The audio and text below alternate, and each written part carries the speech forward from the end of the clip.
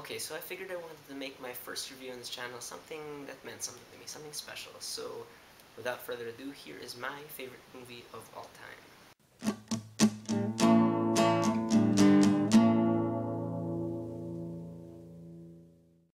Dead Poet Society is directed by Peter Weir, written by Tom Shulman, and stars Robin Williams, Ethan Hawke, and Robert Sean Leonard, among a bunch of other actors, but these three are your main players here. So this movie takes place in the 50s at this really elite prep school called Welton Academy, and this place is basically like a robot camp, you know, just stay within the lines, no nonsense. All the teachers are strict, except for a new English teacher who comes one school year. His name is Mr. John Keating, played by Robin Williams. And he's like the complete opposite of everything Welton stands for. If Welton stands for like tradition, honor, excellence, discipline, Robin Williams' character really teaches students to think for themselves, to express themselves freely. Most importantly, he teaches them about the value of carpe diem, which is Latin for seize the day, basically like making the most out of your life. And inspired by this, 7 of his students decide to reconvene the Dead Poets Society, which was a sort of secret club thing that Mr. Keating had been a part of when he was a student at Welton.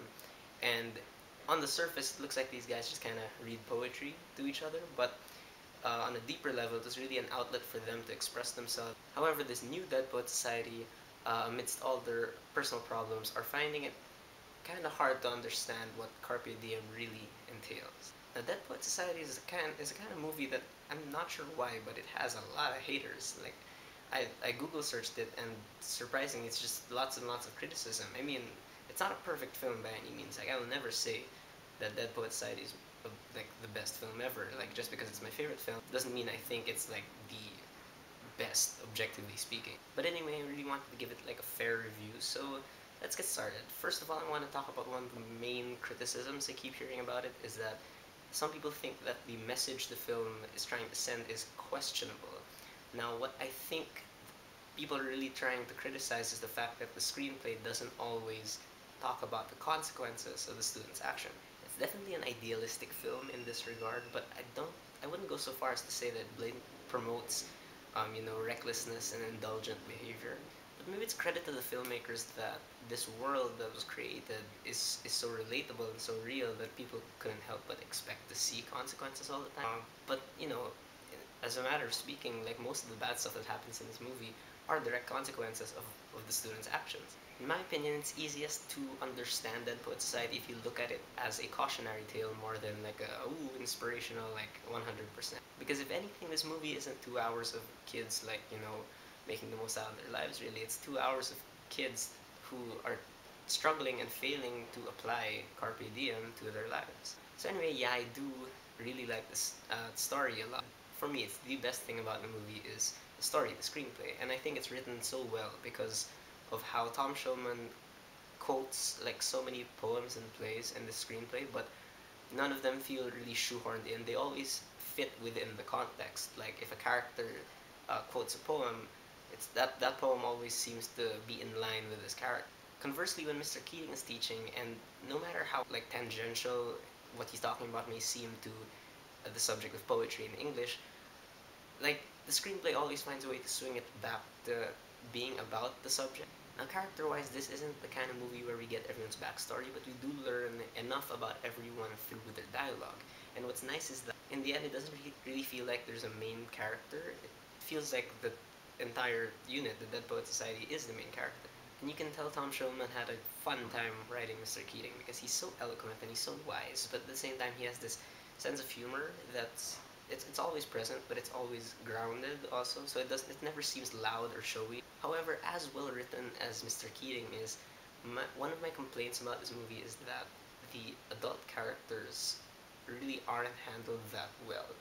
It seems like Tom Shulman really painted them into the bad guy corner. Like, I don't need to hear their backstories, the adults, I mean the parents and the teachers, but a lot of the time it just feels like they're thinking irrationally.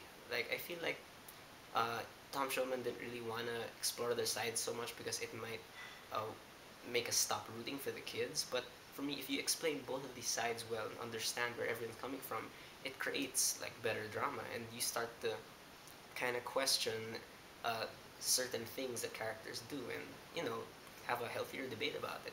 Anyway, despite that, the acting here is like great across the board. Robin Williams, this was like one of his first full-on dramatic roles, and he's really really good. I mean, when he's teaching, it really feels it's very nuanced. Like uh, you can kind of sense the wisdom and the sincerity along with the humor aspect, and I don't think Robin Williams ever overplays the humor aspect. Like there are parts when he gets all funny and stuff, but it's not like stand-up comedian anymore. It really feels like a teacher, like just sharing himself with the students. And among the seven Dead Poet Society members, four of them have their own little arcs that we get to follow throughout the movie, and let's tackle them one by one.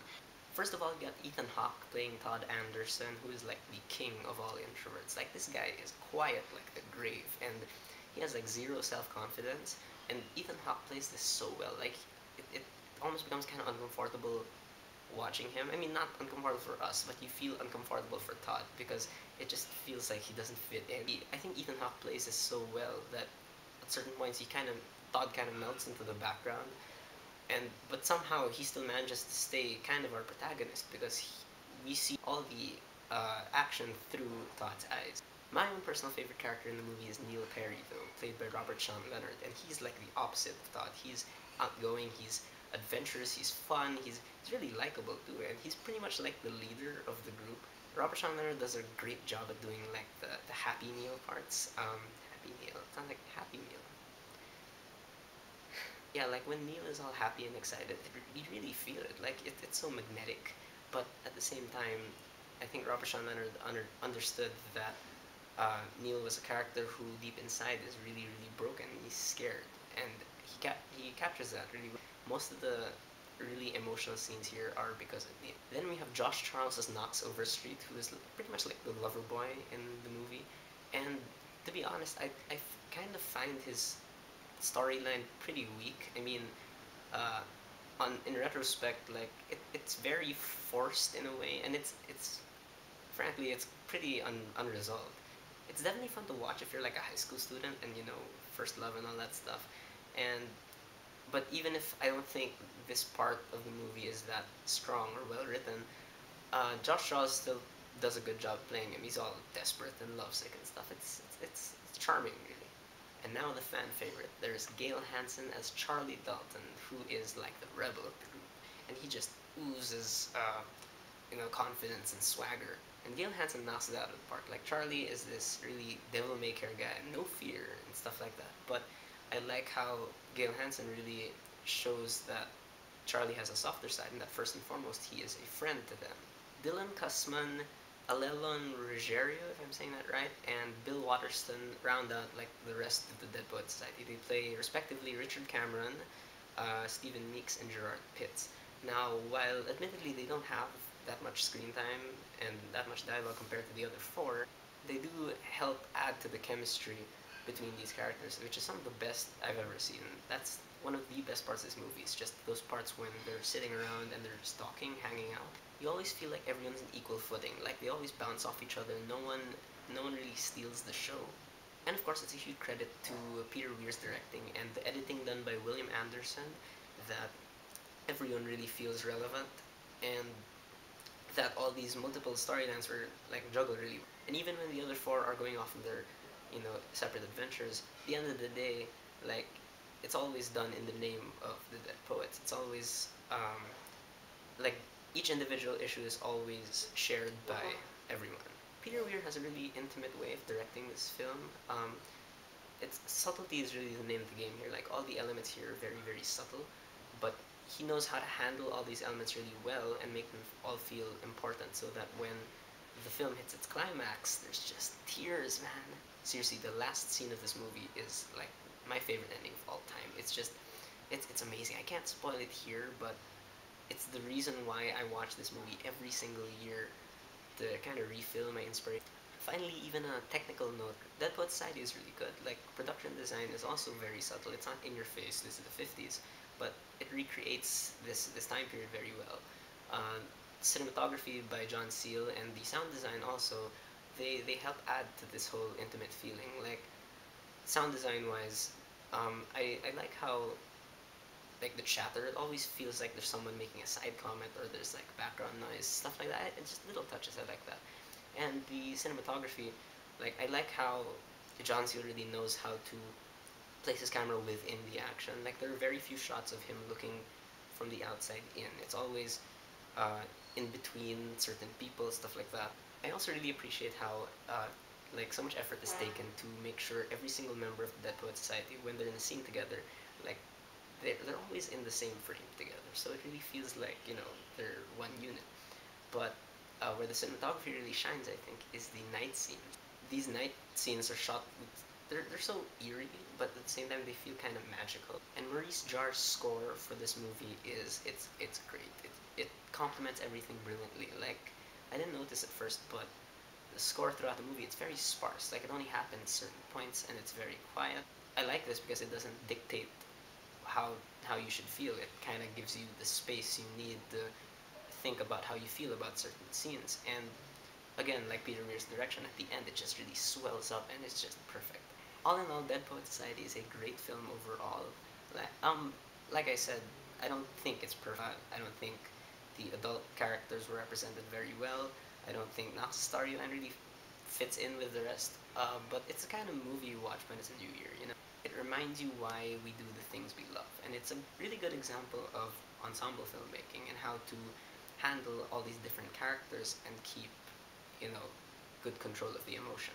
And again, Dead Poet Society is my favorite film of all time. It really does hit me in all the right places, and I find it really inspiring because it ultimately teaches us to keep looking at things in a new way. And like Mr. Keating says, like seizing the day and sucking the marrow out of life doesn't necessarily mean choking on the bone. So it doesn't promote excessive behavior. It's truly promoting wisdom and being more aware of the things you do. So yeah, that's my review of Dead Poet Society. My first review, yay! So yeah, if you like this, I guess, I'm not sure if it's too early to say like and subscribe, but please leave a comment below and let's have a conversation about movies.